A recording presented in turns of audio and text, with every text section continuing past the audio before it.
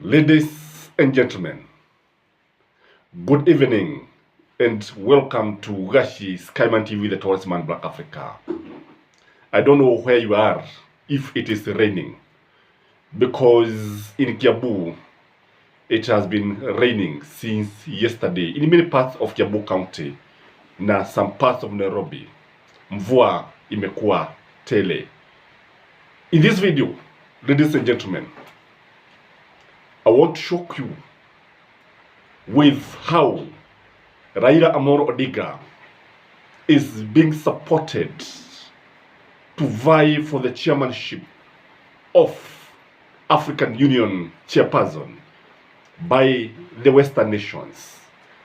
I want to show you guys why Raila Odinga is not his own man. I want to reveal to you guys that Raila Odinga is a candidate of the West.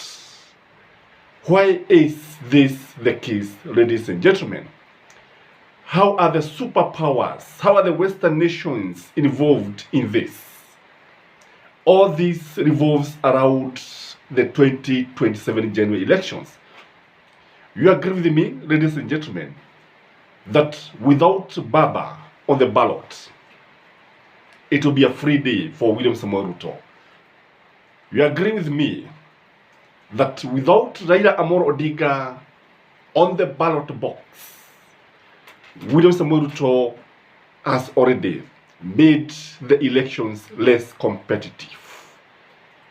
When you look at Stephen Kalonzo Musyoka, whom we respect very much, who I strongly believe will be the Azimio candidate, already the perception that has been created is that Kalonzo is a weak candidate.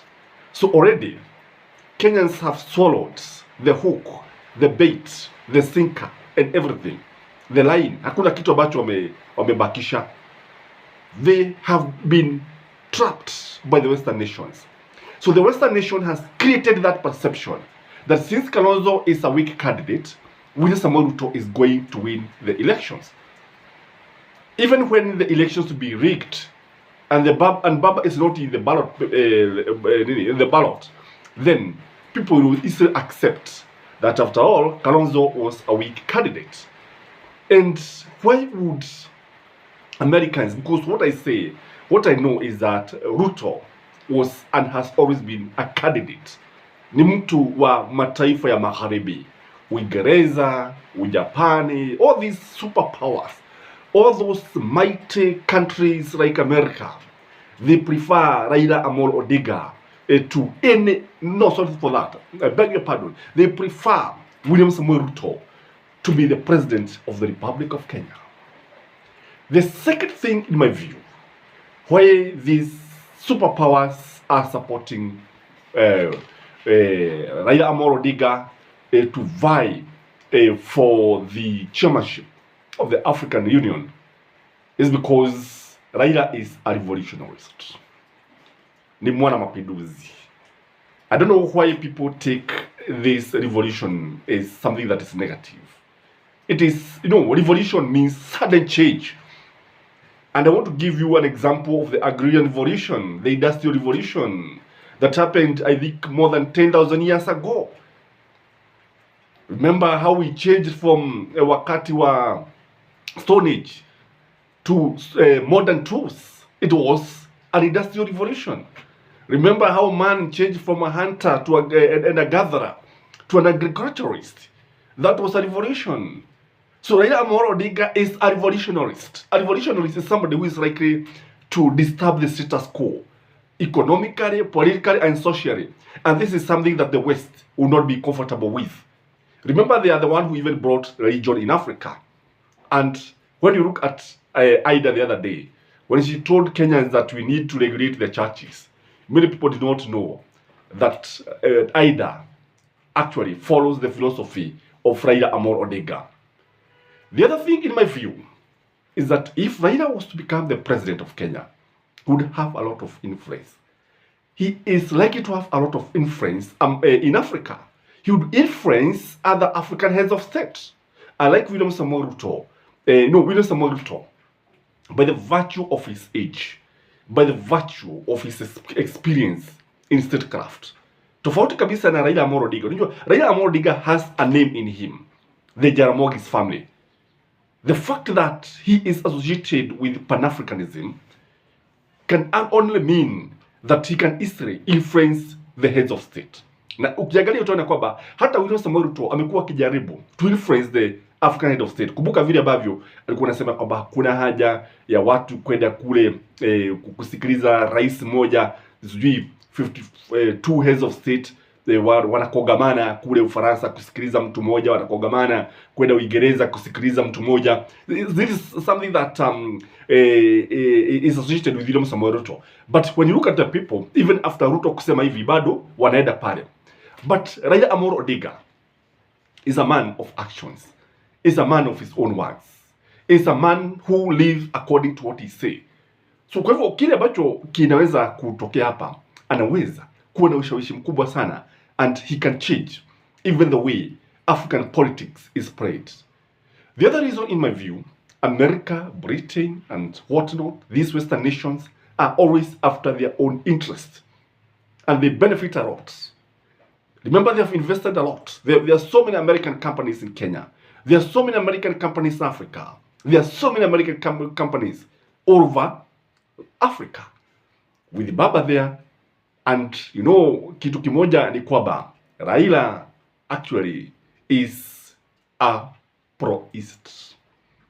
Remember, he was called in Germany during the East-West Germany, during the Berlin time. In fact, if you remember, the Russians who built the Jaramogi Oginga Hospital, unakumbuka vizuri sana, it is the Russians who built it during the USSR American supremacy, when we had the Cold War that was actually reigning large in the world. So Raila has always been associated with the East. And now, because he has always been associated with the East, the West is very, very uncomfortable with him. Remember, it is very clear that William Samoei Ruto cannot defeat Raila Amolo Odinga in a free, fair election. So when he is not vying, already, the interests of the West are catered for.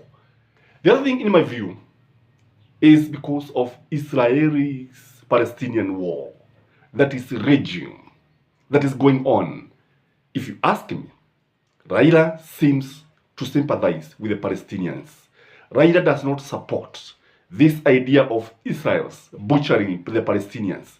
And you know, he give his word, he talk, he doesn't miss word. Anaongea bila kujali, anasema kile ambacho kinatokea bila kuficha neno lolote lile. Kwa lile ambalo lipo ni kwamba no, America has always supported Israel. Britain has always supported Israel. But now here comes an African state. No, ukichunguza kwa undani utaona kwamba William Samoei Ruto has not talked about it. And it is because akiongea labda kuna kuogopa whether Kenya ikaogwa na the terrorists, kuna labda uoga uko pale. But Raila will actually come out strongly and tell Israel, here you are wrong, we cannot support you, let Palestine be, let Israel do what they are supposed to do, let us have a Palestinian state. So that this Israeli-Palestinian war is forcing the West to force Raila. It is making Raila to go for the African chairperson, because as a head of state, he's likely to have a lot of influence among Africa. Now, if Africa starts now siding with the Palestinian, what do you think is going to happen? Kwa sababu America itaonekana ndio ambao wanakuwa wakikosea. Again, there is also about the issue about GMO. Raila has condemned the GMO. And you see, GMO, Kenya is a ready market for the West. Kenya is an experimental ground. It's a dumping site for the GMO products.